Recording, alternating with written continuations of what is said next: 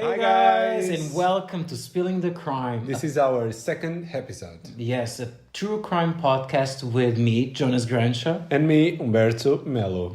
Grab a drink and let's start this, because this one is going to be a heavy one. My God.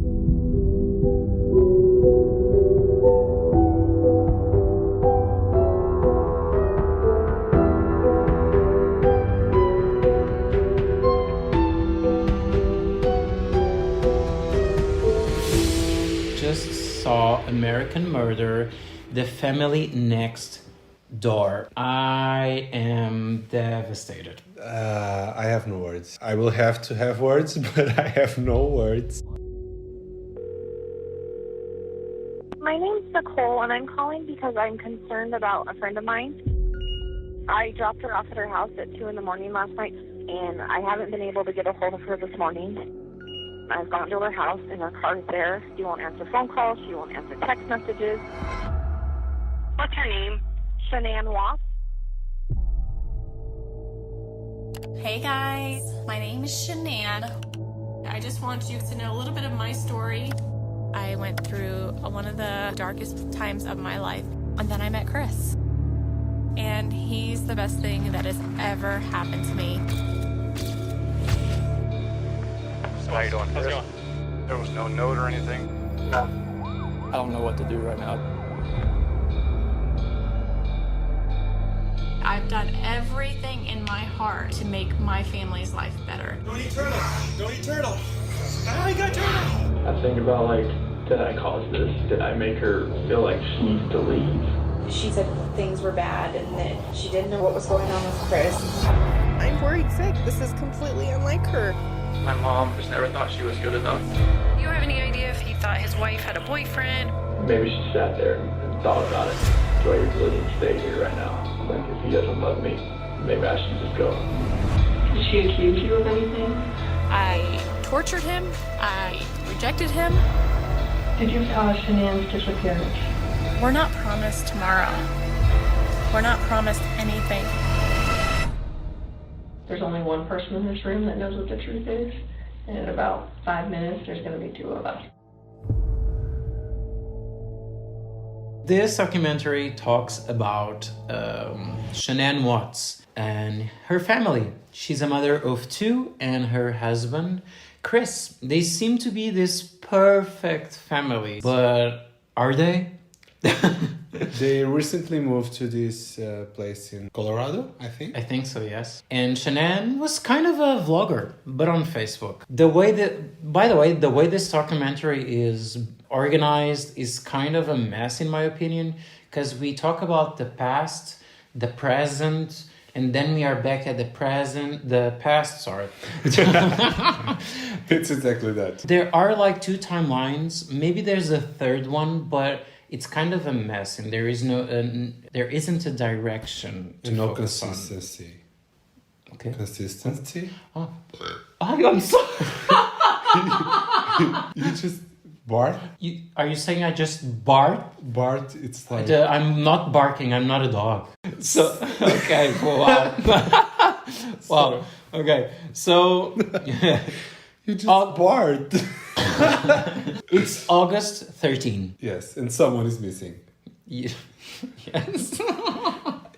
August 13 and someone is missing. That person is Shanann. Shanann. Yes. Shanann is missing and the kids are missing too. Yes. Nicole is calling and sending messages to Shanann. I believe Nicole is her best friend. I think they do everything together. And Shanann is not picking up the phone. They had an appointment at 9, I believe. And Nicole tried to contact her a lot. Nicole seems to know a lot about Shanann's life. This is the best friend you need. My name's Nicole, and I'm calling because I'm concerned about a friend of mine. She's not answering the door. She's not responding to text messages, phone calls, and there's no movement in the house whatsoever. So she reports that Shanann. It's not Shannon, it's Shanann. It's like Shan and an N. Shanann is missing. Then the police and everything. This is where this starts. Nicole since she couldn't talk to Shanann, she called the police and went to her house. Like, she's not wasting time here. She's just going. My friend, she doesn't talk. She hasn't been talking to me for like 4 hours. Let me check where she is. I mean, no one was at home, basically. And Chris was arriving home. And he didn't know where Shanann was also. The police is inside looking for something. Some proof that to see if Shanann left on her own or if there's something there. By the way, everything we are seeing is real footage. It's real footage. It's crazy to see. All of this was recorded. We have a lot of footage. We have a lot of footage. So, fuck. Now it's you. We have a lot of footage, and that's kind of amazing for a documentary because we are seeing everything. All of it, it's from real footage. So they check Chris's phone, and there are a lot of messages from Chris. Like, I'm arriving home, where are you? I hope to see you. Yeah, and no response. Nicole, her best friend, finds Shanann's purse, and her medication was there. This is a big, big red flag. The blankets from the kids were missing too. Yes. So we are talking about Celeste, Cici, and Bella. Now it's one of those sections where we talk about the past. We will try not to focus a lot of jumping into timelines, but here we understanding it will happen because it's the way it was presented to you. So, but here we understand that Shanann had a big life before Chris. Yes. She, with 25 years old, was divorced and built a house from zero. And we also got to know that she has lupus. So lupus is a condition where you feel tired all the time. It can interfere with your self-esteem. And she was feeling at her low when she met Chris. Want to do. I was in a really bad place. And I got a friend request from Chris on Facebook. And I was like, oh, what the heck? I'm never going to meet him. Except... Well, one thing led to another, and 8 years later, we have 2 kids, we live in Colorado, and he's the best thing that has ever happened to me.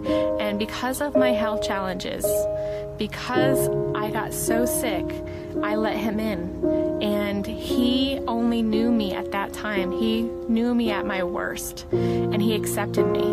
Because Chris was a really supporting person. Really supportive person. There for her.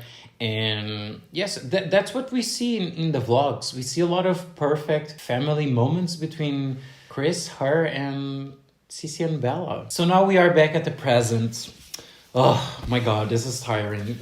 The police is at the neighbor's house talking to Chris to know more information. We can see that they are checking the neighbor's house cams. We start seeing Chris stressing a lot about this because I believe the angle that the camera is, we can see a bit of their house, I believe, but he's stressing out. Oh, and out of nowhere, he tells us and shares with us. Oh, by the way, she's pregnant. This is kind of a bomb. Yeah. Oh, by the way, she's pregnant. She was missing. Yep. The kids are missing. Oh, I forgot. There's something missing too. Chris leaves the neighbor's house, and this neighbor tells the police that he's not acting his normal self. But I guess it's normal. If your family is missing, I think it's plausible that you are. Also, stressed. If you are guilty, I will not comment on that. August 14, Shanann and her daughters are missing for 2 days. I mean, now we are after they're missing. Yes, it's yeah. Sorry, guys. Yeah, I'm gonna say it again. Shanann and her daughters are missing for 2 days. 2 days. And by the way, the policeman has something on his arm, and I can't stop looking at it. So I don't remember what he was talking about. It was so disgusting. Nasty. I don't know what it is. Very nasty. But best friend Nicole is delivering flyers of the missing girls. This woman is amazing. The journalist at their house and the cadaver dogs are there to check if they can find anything at their house. She looks more upset than Chris. Yes. She's devastated. Yes, the She's best friend. crying all the time. And Chris is like, okay, my family is missing. Yes. Maybe he was in shock. I don't know. But we realized that the last place they were seen was at that street, the place that they lived, which is kind of a dead end. And they talked with the neighbors. We start seeing all the neighbors. And of course, everyone has that old neighbor that knows everything that happens in the street. Yeah, the old lady. Yes. But she didn't say anything relevant to the story. She told that, no, she talked about the truck, the gray truck that was That wasn't different from his truck. Yes. But he used his truck. What? No? What? What truck are we talking about? The truck that they found at the end. Another truck parked. Was it another? I believe. Oh my god, okay. It was another or the same. I don't know. And maybe she... The lady told that it was another truck. The nosy neighbor told us a lot of information that we were like kind of... Guys, we saw this in 2 days, all right? We saw this yesterday, the first half, and then we started sleeping, and then we finished it today. So there might be some missing information. You can watch it on Netflix. Yes. And now we have 3 timelines and 2 trucks. Now we are seeing Chris was brought into questioning. They were having some marriage problems, he decided to share. Chris shared that they were separated in different locations for 6 weeks. And they realized that there was no more spark there and that she wanted to leave. Shanann. Shanann. I cannot say her name. Sorry. Shanann wanted to stay some time with her parents, maybe to react the flame. I think they wanted also to be by themselves to see if they wanted to be with each other in some way. I think Shanann wear the pants in this relationship. She had a big personality. She was kind of a bossy. So they are apart, and Shanann texts. Yes. Yeah, I said Shanann. And Shanann texts Chris. Very upset because apparently Chris has not said anything for weeks. Not about her, not about her kids. He didn't care. It's kind of at all. A good. I think she had all the reason, because if you have daughters, you should call. Yes. To know and see your daughters for 2 weeks. He was like, holidays. So what a bastard, right there. What is strange here is that Chris always agrees with the texts. He always says that I'm going to do better, I'm going to be there, I promise you, I'm sorry that I never called. Yes. And they never fight. I think she tries, but he doesn't give... He doesn't mind. He just says... He just says, you're right, yes. Let's move what past she wants this, to hear. I love you. Yeah, kind of like that. I think that from the day that this is happening, that the police is at their house, we time skip into 5 weeks early. I think this is a good point to understand what was going on. Because Chris was supposedly away in work. And this was also the point where he wasn't contacting Shanann for the 2 weeks, like you said. And here we start to see that things were not as perfect as Shanann's shared online. We see on Facebook a lot of happiness and a lot of good vibes. And here we see a different side of the real story. You see a lot of footage about Chris playing with the kids and very joyful moments. And what the fuck? Now you don't want to know how your daughters are for weeks? I mean, he was strange. Occupied with something that was better for him, I believe. No, but in his opinion, was better for him. I don't know, but let's not skip We'll talk about that later. Yeah, we see Chris in spoiling. We see Chris in questioning, and they ask him to do a polygraph in the next day, and they believe that he has another woman, and he denies it. Like, he will deny about everything. I loved how the police... The woman. The woman. Oh my God. She was so good. Yes. She was like, I know that if you have something to do with this, you would not be sitting here. This is what she said. You would be really stupid to do a polygraph test if you had anything to do with this. I mean... Perfect. She's just perfect. Handy state. So I guess he has nothing to do with the crime. I wrote this question because it was the point where she was messing with him. So, did you have anything to do with Shanann's disappearance? And he was like, no. And this is where she stopped him and was like, could you please breathe normally? I mean, I think he was stressed. Who wouldn't it be? If I was doing a polygraph test, I believe, I would be a pile of nerves. Yes. I would probably have an anxiety attack. And I wouldn't be guilty of anything. Especially if your family were missing. Are we traveling back on time? No. We are not? We are not. I mean, again, are we moving forward in time? Think maybe we are moving back. Back? Okay, yes. Okay, let's go back. Let's go back again. So we see that Shanann is asking Chris to meet halfway during the... So this is weeks prior to the event. Okay, guys. Yes, they wanted to meet each other to see if they could save their marriage. We see the girls running to him at the airport. It was very sweet. Shanann is also talking to a friend. I don't know if it is Nicole. This was so harsh. Yeah, Shanann is talking to her friend on the phone and is telling that he's really changed, that he doesn't touch her, kiss her. And also she took a hot shower. Yes, which because he knows when I take a hot shower, we're gonna have sex. There was no sex, and I think Chris was doing push-ups. Yeah. Oh my God, he was doing push-ups at night. Who wouldn't be? I mean, you don't have sex for like what, she was 5 to 6 weeks. Yes, she 6 weeks. And you don't want to have sex? No, I want to do push-ups. It's kind of weird. Yes, and she was crying. Inside, yeah. I think this is where she started to realize that maybe... Something is wrong. Something is definitely wrong. So now we are back at the present. Again, the polygraph results. So, it is completely clear that you were not honest during the testing. I think you already know that. He did not pass the polygraph test. Okay. Okay. So now we need to talk about what actually happened. I feel like you're probably ready to do that. I didn't lie to you on that polygraph, I promise. Chris, I know. Stop. It's time. Just stop for a minute. Take a deep breath.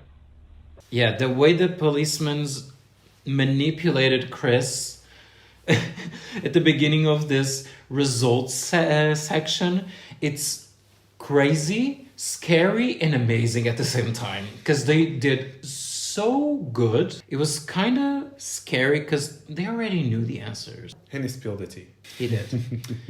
One of the things that he says is, I cheated on her. I hurt her, but only emotionally. Yes. And here we have a section about who? About the amazing, the only Nicole. Another Nicole, not the best friend. Another Nicole that worked with Chris. They are definitely together. We see a really cute video that Nicole did to him. Yes. It's amazing. They were on a trip or something. Yes, in the desert. They seem so happy together. It's amazing how we have footage of this. We have footage of everything. No, it's so insane. But it's true. We share photos of everything. We sometimes do video chats. I don't know if that's something that people can record. But oh my God. She knows that he has 2 daughters and that he is in the process of separating or already was separated. Yes, I believe that Chris told her that he was getting separated. Yeah. But of course this was only in Chris's head. Do you guys remember the 5 weeks that Chris was away working? Now we know what he was working on. Working on Nicole. Having no sex with Shanann. And having sex with Nicole, probably. Yeah. And now you start to wonder, what's the role of Nicole here? Mm-hmm. Is Nicole aware of the disappearing? What Nicole thinks about all of this? I think he's a really good guy. And, I'm worried about his wife and kids. And, we appreciate any insight. So... I met Chris at work, probably around the beginning of June, and he he informed me that he did have 2 daughters. He also told me that he was currently in the process of a separation from his wife. So we are back at the present again. This is so fun. Already aged 10 years. So the woman that is doing an amazing job at manipulating Chris is asking why he doesn't cry about his daughters. He didn't share a tear during all this process. I didn't notice that he wasn't crying. He wasn't. I just realized this at this time, and I was like, okay, that's weird. But maybe some people don't cry that much, or prefer to cry. He was in shock. He was thinking about, and he says that he's not crying because he believes that they are somewhere. He believes that someone took her. Yes, but took them. That they are somewhere. So he's not suffering. Yes. He's hoping, I guess. Yes, but then this amazing woman shares this theory. Did Shanann do anything to the kids? And you thought that you had to do something to protect them. This is where Chris, this amazing mind... I think this is where this gets interesting. This is where we get all the confirmation we need. I believe. He wants to talk to his dad. Yes. Because, I mean, he knows what he did. I love that the police says, oh, you want to talk with your dad? Yeah. Do you want us to bring him in? Yes. Like, you are not getting out? Yeah. You want him to join us? And I think this is where he took advantage of the policeman's theory. Because for him, Shanann killed Bella and Cece, and then Chris killed Shanann the same way Shanann killed his daughters, by choking. He says this to his father. Yes. First. Yes. And you see like 5 minutes of footage that he's making gestures. I don't think he knew he was being recorded. I believe that too. Maybe he was afraid that he was being heard because he is with his back facing the camera. So you cannot see what he's doing with his hands, but he's like gesturing something to his father, and his father, what did you did? Yeah. Tell me, son. And when the policemen are back, they ask, so we know what happened.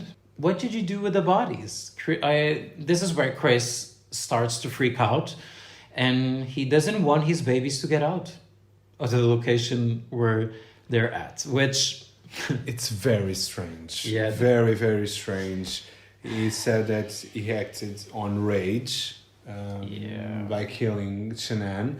And I wrote what his father said, good God Almighty, son. So the father was devastated with this. Of searching and hoping for the best possible outcome. Yesterday, Chris Watts, the father and husband of those missing, was arrested on suspicion of murder. And shortly after, a body believed to be that of Shanann Watts was located nearby. This is where we also know the location of the kids. And this is kind of... It's really hard. For me, this is really hard because the kids are in the oil tank of the location where he was working before, where the boss said and shared with us where he was working. And Shanann was buried close. This is where I lost faith in this theory. Yeah. Because, come on. Yeah, you and the police. Yes, it's like, okay, we can believe that Shanann did something to the girls and that you were afraid and you buried them somewhere. But why would you put your kids in somewhere different than your wife? It doesn't make sense. And this is where I lost faith. I was like, oh my God. And I stayed the rest of the documentary with my mouth open. Yes, like, you did. Oh my God. So the policeman and you didn't believe the story that he was sharing. And they told him, you have this new life, new girlfriend, and you want a clean slate. So, I mean, that would be a motive, right? Oh, by the way, Chris always wanted a little boy, and they were having a little boy. Nico. Oh my God, he has a name. Yes, and you told and Jonas said to me, like, we are now missing 4 people, not 3. And I was like, what? Yeah, it was like baby. Nico, The and baby. I thought, oh my God, yes, she was pregnant. I forgot about that. Yeah, he finally shares where everyone is. Buried. And on the day 4 of the missing of his family, the bodies were found. His girlfriend is questioned about everything, and I don't think she has anything to do with this. I think she was just Yes, I living believe the she moment. was just having fun. I don't actually believe that she was intending or having a life with Chris, actually. Yeah, maybe she was telling that so that she could be safer. Yes, and not connected to the... Okay. Maybe, Yes. maybe. She was being smart. A lot of trials happened. He denies. He still At denies, and The media are everywhere now. yes. But Shanann's family during trial gave us a statement, and they asked Chris to give one, and he doesn't want to. And years have passed. He's locked up, and we finally know exactly what happened. What the fuck happened? And guys, get ready for this. Because, okay, in your head, you have the answers, but the way things happened, it's horrifying. So if you are impressed easily, maybe this section wouldn't be the best for you to continue listening, or maybe just in 1 minute, past 1 minute. This was the night. Shanann got home at 2:00 in the morning. They were having a conversation or something, and they had sex. In the morning, he wanted to separate and said that he was seeing someone else. I think they argued, and something came up on his mind, and he believed that this was the only thing he could do.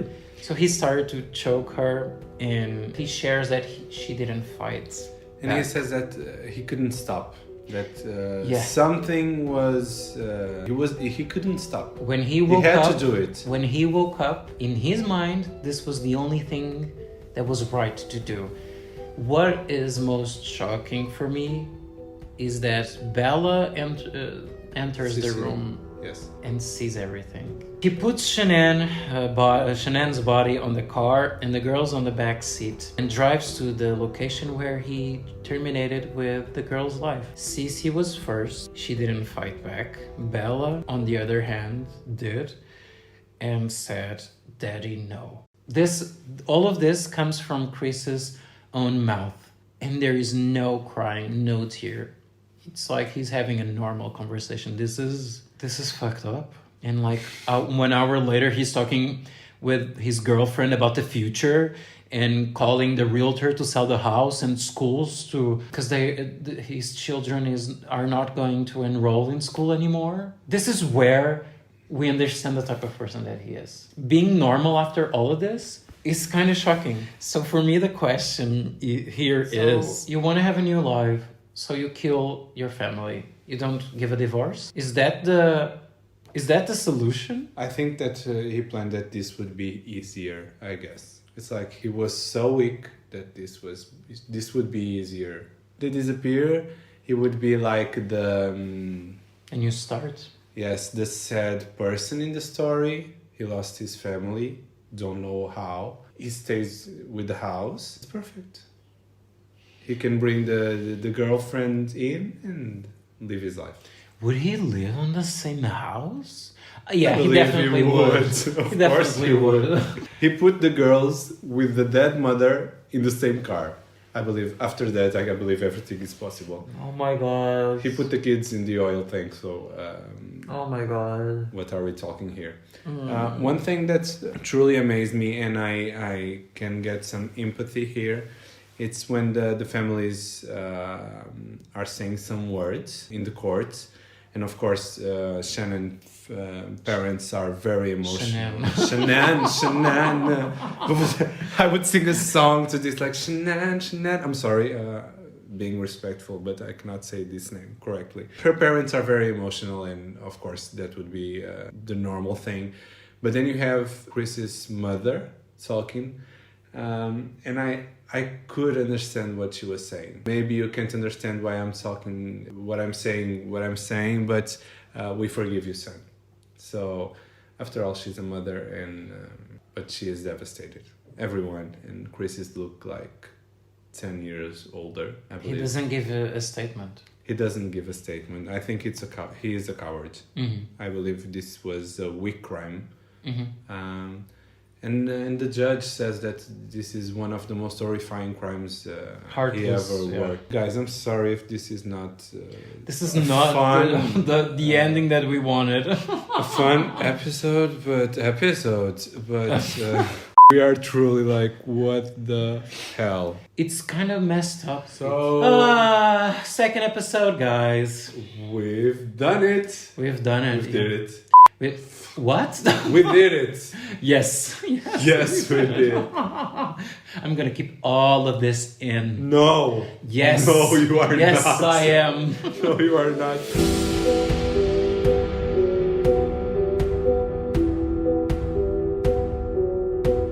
So guys, don't forget to follow us on social media. Every platform. Yes, rate us on iTunes. We are a mess. If it's Christmas, Merry Christmas. It's not. It's not gonna be. Oh my god.